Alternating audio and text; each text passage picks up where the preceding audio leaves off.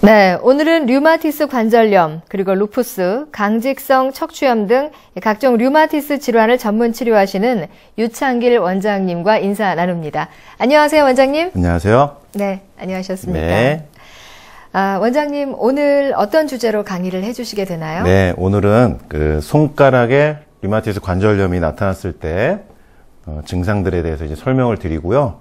그리고 손가락에 류마티스 관절염으로 인한 관절 변형을 막으려면 어떻게 해야 하는가라는 주제로 이제 말씀을 드리겠습니다.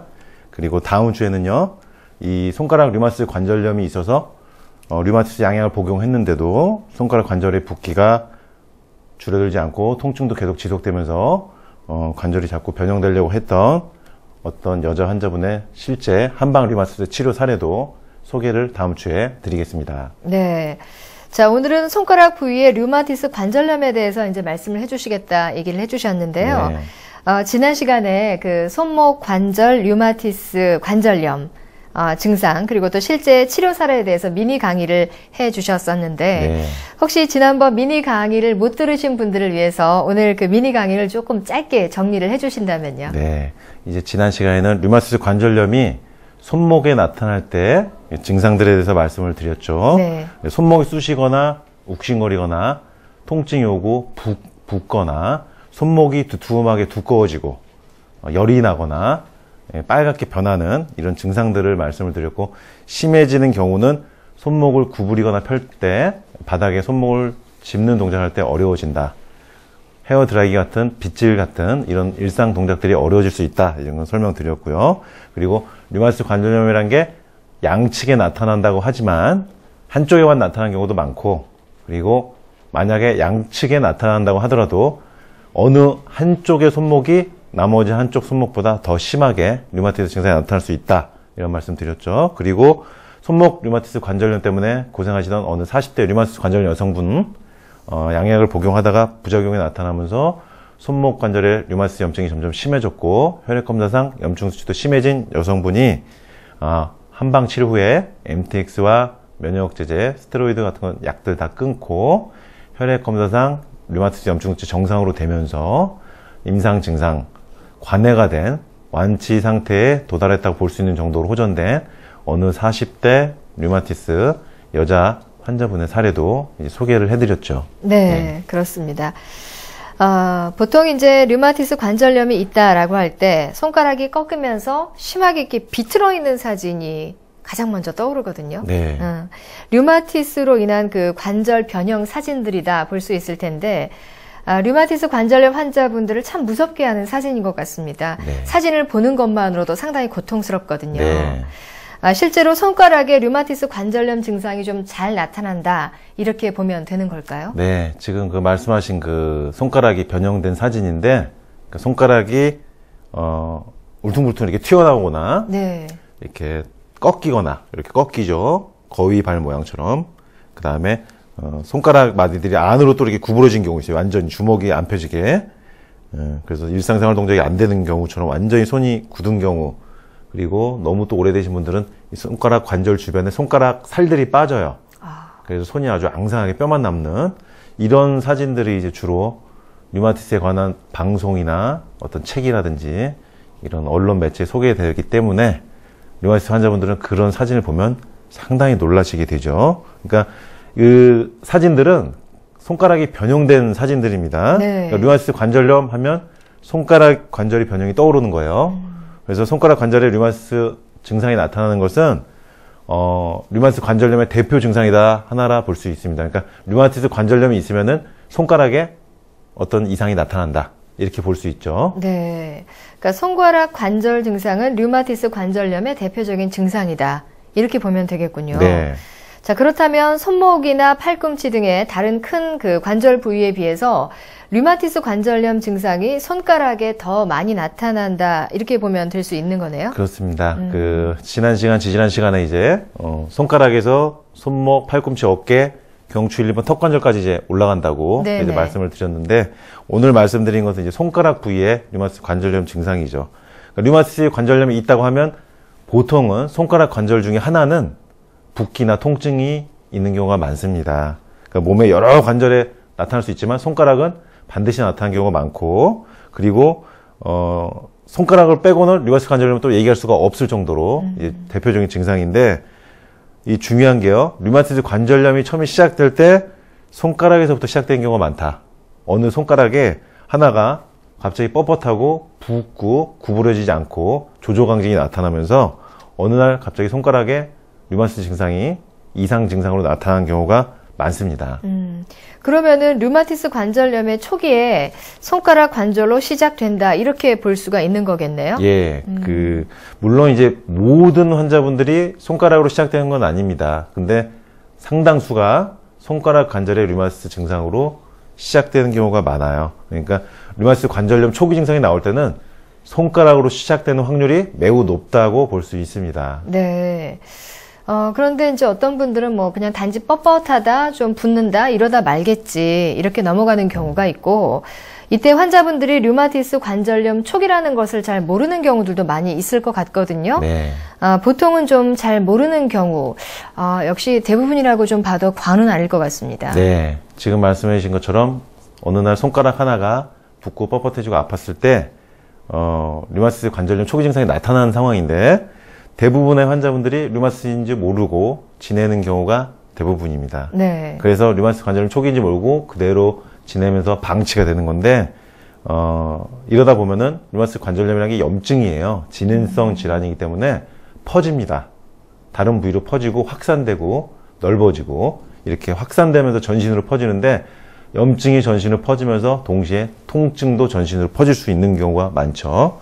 근데 이제 보통 성격이 세심하거나 좀 예민하신 분들, 자기 몸에 예민하게 감각을 가지신 분들은 손가락 관절에 그런 류마티스 초기 증상이 나타나면은 바로 자신의 증상을 검색해 보거나 이렇게 찾아보고 해가지고 류마티스 초기인 경우를 빨리 아는 경우도 있어요. 그러니까 사실 병이 생겼을 때는 남들에게 이렇게 알리라고 하잖아요. 네. 그런 것처럼 우리 몸에 어떤 증상이 나타났을 때는 상당히 주목을 해줘야 됩니다. 우리가 자동차에서 어떤 타이어 쪽에서 어떤 소리가 난다면은 타이어가 어떤지 살펴야 되고, 배기가스에서 뭔가 연기가 꺼멓게 많이 몽글몽글 피어오른다면은 배기가스가 그렇게 나오게 되는 원인을 찾아볼 필요가 있는 거예요. 왜냐하면 방치하면 자동차가 갑자기 쓰기 때문에. 그러니까 류마티스 관절염도 마찬가지입니다. 그러니까 어느 증상이 하나 나왔을 때 상당히 관찰을 좀 잘 해줘야 돼요. 왜냐하면은 류마티스 관절염이라는 것은 차츰차츰 진행합니다. 퍼져요. 다른 관절로. 손가락만 아프다가 두 번째 손가락 요 마디만 아프다가 세 번째 마디까지 가고, 그 다음에 손목으로 갔다가 나머지 손가락까지 퍼지고, 더 심해지면 어깨, 목, 턱관절까지 올라오기 때문에 이렇게 진행되는 병이 류마티스 관절염이기 때문에 초기 증상을 상당히 잘 관찰해야 된다고 볼 수 있습니다. 네. 예. 그렇다면 이렇게 그 손가락 마디에 류마티스 관절염이 처음 시작될 때 치료를 좀 빨리 해주면 더 빨리 나을 수 있겠죠. 네. 모든 병이 초기일 때 빨리 치료하면 더 쉽게 낫는다고 하잖아요. 근데 그걸 몰라서 간과하기 때문에 더 문제가 되는 것 같아요. 그렇습니다. 네. 그 류마티스 관절염도 초기에 치료해 줄수록 빨리 증상이 좋아지고 확실히 빨리 낫죠.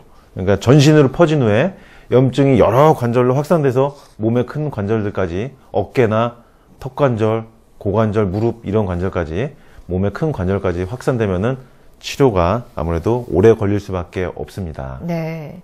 자, 그렇다면은 이 손가락의 류마티스 관절염이 초기 증상으로 나타나는 이유가 뭘까요? 우리 몸에서 이제 관절이 여러 부위가 있는데, 지난 시간 말씀드린 것처럼 상체에서만 일단 보면요, 손가락, 손목, 팔꿈치, 어깨, 경추 1, 2번, 턱관절. 이 중에서 제일 작은 관절은 손가락 관절입니다. 그러니까 작으면은 약해요, 일단. 네. 예. 우리 몸에서요, 어떤 부위가 너무 평균에 비해서 크다고 해도 문제가 되고요. 어느 부위가 어느 그 평균적인 크기에 비해서 너무 작아도 문제가 되는데, 손가락 관절이라는 것은 우리 몸에서 상당히 작은 부위에 해당돼요.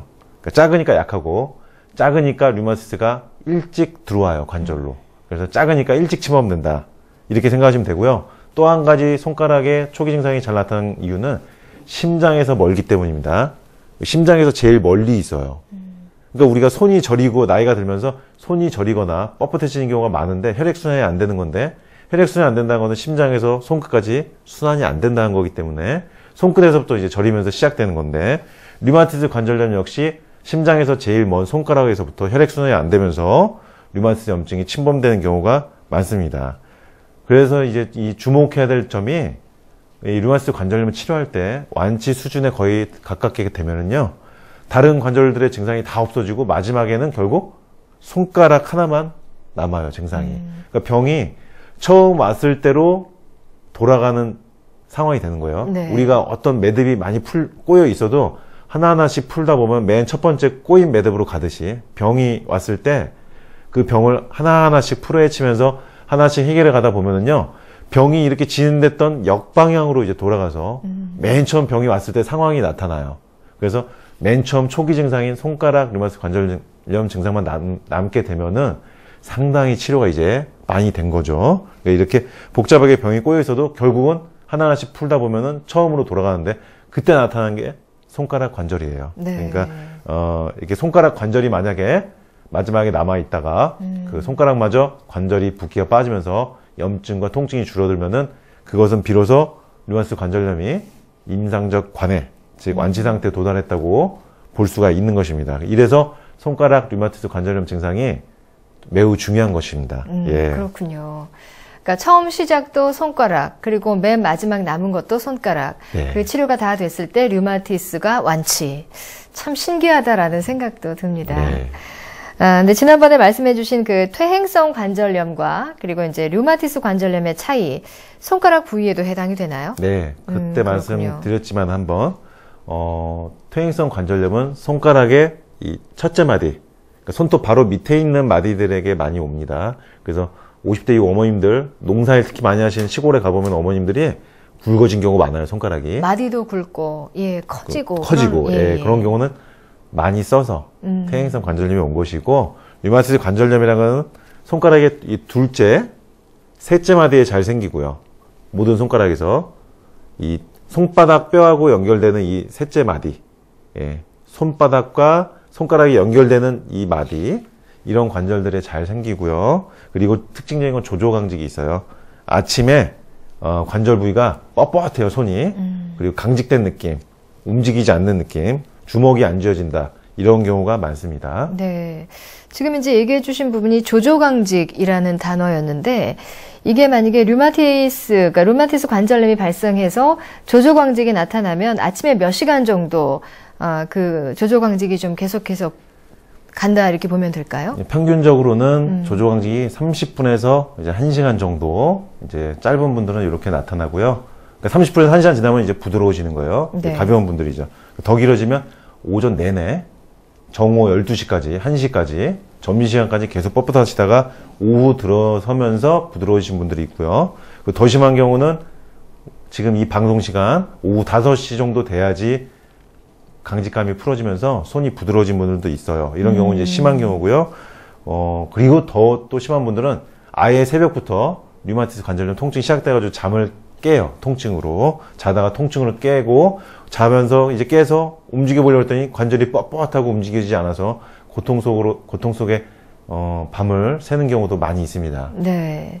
앞서도 이제 이야기를 했지만 사실 류마티스 관절염 환자분들이 걱정하는 것 중에 하나가 뭐냐면, 그 사진을 봤을 때 너무 흉측한 모습, 와, 손가락이 어떻게 이렇게까지 변형이 될 수 있을까, 뭐 이런 흉측한 모습들일 텐데, 이 관절 변형, 이걸 좀 막을 수 있는 어떤 근본적인 방법, 어떤 것일까요? 네, 그 관절 변형 말씀하신 거, 네. 관절이 틀어지고 꺾어지고 이렇게 뼈가 튀어나오고 주먹이 안 쥐어지고 거의 손처럼 우그러지는 거죠. 이게 제일 무서워하신 거거든요, 류마티스 관절염 환자분들이. 네. 공포스러워하세요, 이 상황을. 그럼 류마티스 관절염으로 진단을 받게 된 그날부터 찾아보다 보면은 그런 사진들만 보니까 위축이 되고 공포심에 이렇게 막 두려움에 떨고 이렇게 지내신 경우가 많은데, 물론 그렇게 걱정할 수 있죠. 그런데 원칙은 사실 간단합니다. 손가락 관절이 변형됐다는 것은 류마티스가 손가락 관절에 있으면서 염증이 완전히 없어지지 않고 낫지 않은 상태로 오래 지속되다가 관절이 변형되는 거예요. 그러니까 류마티스 관절염이 손가락에서 완전히 없어지고 완전히 근본적으로 치료가 됐다면은 관절 변형은 절대 나타나지 않는다. 관절 속의 염증이 완벽하게 사라져야지만 관절 변형이 나타나지 않는다. 되게 쉽죠, 원칙은. 네, 그러니까 네. 관절 변형이 나타났다면은 그것은 류마티스가 안 나왔기 때문이에요. 네. 관절 속에 류마티스 염증이 있으니까 네. 관절의 염증이 관절 파괴, 변형으로 연결되는 거죠. 네, 네. 그러니까 그것은 만약에요, 류마티스가 발병한 이후에 치료를 쭉 받았는데도 몇 년 이후에 어느 순간부터 손가락이 비틀어지면서 꺾이고 관절 변형이 왔다면은 그것은 그동안의 류마티스 관절염 치료가 잘 안 된 거예요, 사실은. 류마티스 관절염 환자 중에는 이제 손이 붓다가 약을 먹어서 어느 정도 나아서 뭐 1년, 2년, 3년 지나서 아무렇지도 않으면 이제 내가 나았나 보다 이렇게 생각을 하는데 예. 다시 한 5, 6년, 10년 정도 지났는데 다시 류마티스 어떤 증상이 나타난다. 예. 이러면 완치가 됐다고 하기에는 불가능한 거잖아요. 예. 그러니까 지금 앞서 말씀드린 것처럼 네. 언젠가 결국 류마티스로 인한 관절 변형이 나타났다면은 그것은 그동안 류마티스가 근본적으로 없어지지 않은 상태로 지내다가 관절 속에 숨어져 있던 염증이 어느 순간 확 웅크리고 있다가 약의 내성이 생겼을 때 튀어나오면서 관절의 연골을 파괴시키면서 판누스라는 조직이 비대해지면서 생성돼요. 그 조직이 생성되면서 관절이 변형되는 거거든요. 두꺼워지고. 그러니까 류마티스 진단 이후에 면역 억제제나 스테로이드 이런 류마티스 약을 쭉 열심히 챙겨 먹었는데 5년이나 10년 지나는 시점에 갑자기 관절 변형이 나타나신 분들은 병원에서 시킨 대로 약을 잘 먹었는데도 관절 변형이 나타난 거죠. 네. 그러니까 이거는 안타깝지만은 류마티스 치료가 그동안 근본적으로 깨끗하게 된 게 아니다. 그래서 류마티스 관절염이 오래되신 분들 보면은요, 10년 이상 되신 분들, 15년 되신 분들 보면은요, 대부분 약을 오래 드셨는데 약을 오래 드셨음에도 불구하고 류마티스 관절염 변형이 나타나 있어요. 대부분. 네. 오래된 분들일수록 류마티스 관절염이 변형이 나타나 있다. 이것은 안타깝지만 역시 그동안 류마티스 염증이 근본적으로 치료가 되지 않았다. 그렇기 때문에 약의 내성이 생기면서 염증이 관절에서 확 퍼지면서 관절 변형이 나타난 것이죠.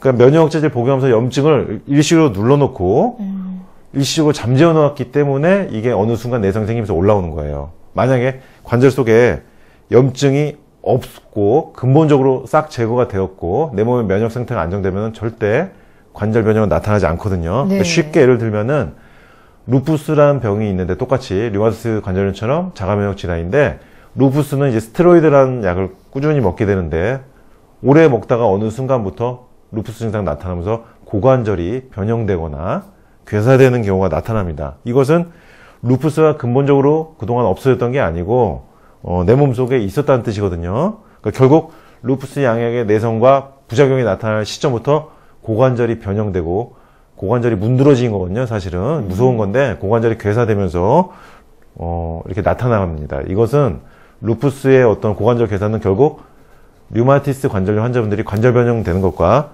상황이 거의 흡사하다고 볼 수 있습니다. 네.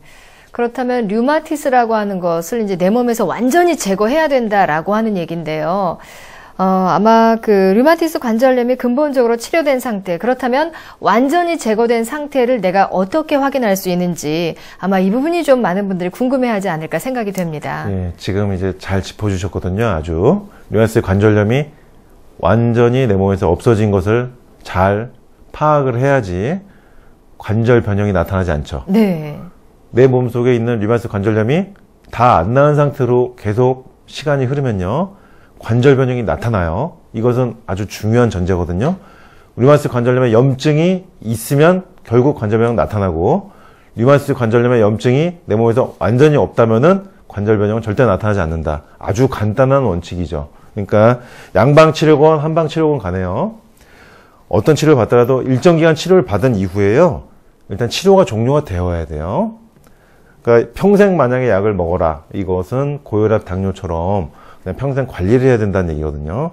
그러니까 중요한 것은요, 어느 일정 기간 동안 치료를 하고 약을 먹은 다음에 어느 시간이 되면은 끝이 나야 돼요. 약을 그만 먹는 상태가 돼야 되고요. 만약에 아까 말씀드린 것처럼 평생 류마티스 약을 먹다가 관절 변형이 나타났다, 안 나왔기 때문에 나타난 것이에요. 그러면 안에 있다가 이제 다시 그렇죠. 발현됐다는 얘기가 그렇죠. 되는 거죠. 예, 그러니까 어느 시점까지 약을 먹다가 증상이 없어지고 류마티스 염증이 완전히 없어져야 되는데, 그 판단 기준은요, 일정 기간 동안 약을 복용한 이후에 한약이건 양약이건 증상이 이제 없어졌죠. 그러면 증상이 없어지면은 혈액 검사를 했을 때 류마티스 관련 염증 수치도 정상이 되어야 돼요. 그리고 관절의 붓기나 염증, 어떤 색깔이 붉게 됐던 거 정상 모양으로 돌아와야 되고요. 이렇게 류마티스 관절염의 증상이 없어지고 혈액 검사상 류마티스 관련 수치들이 모두 정상으로 유지되는 게 약을 안 먹는 상태에서 6개월 정도 지속이 된다면은 그것은 류마티스 관절염, 염증이 내 몸에서 빠져나갔다, 없어졌다. 한약이건 양약이건 그 어떤 약을 먹지 않아도 6개월간 나는 류마티스 염증 수치가 정상으로 유지되면서 류마티스 증상도 없다면은 그분은 류마티스가 다 나았다고 볼 수가 있어요. 네. 그러니까 이렇게 안정적인 상태로 6개월 이상은 지속이 돼야 되고요. 네. 검사상으로도 정상이 돼야 되고 증상도 없어야 된다. 이런 분들은 류마티스가 내 몸에서 완전히 사라진 것이기 때문에 관절 변형이 추후에 재발만 되지 않는다면은 절대 나타나지 않는 것입니다. 네, 예. 그렇군요. 그러니까 말씀해 주신 것은 그 어떤 약을 복용하지 않으면서도 이제 6개월 동안 정상적으로 몸 상태가 유지되는 것을 류마티스가 근본적으로 치료가 됐다. 이렇게 볼 수가 있는 것이군요. 네, 오늘 아주 잘 짚어주시네요. 아나운서님께서. 네. 예. 아마 이 병명을 가지고 계신 분들은 상당히 좀 간절하신 분들도 많이 계실 것 같아요. 네. 오늘 이렇게 손가락 류마티스 관절염의 증상에 대해서 알아봤습니다. 다음 시간에는 류창길 원장님과 함께 그 손가락 류마티스 관절염의 실제 치료된 사례에 대해서 함께 이야기를 나누어 보도록 하겠습니다.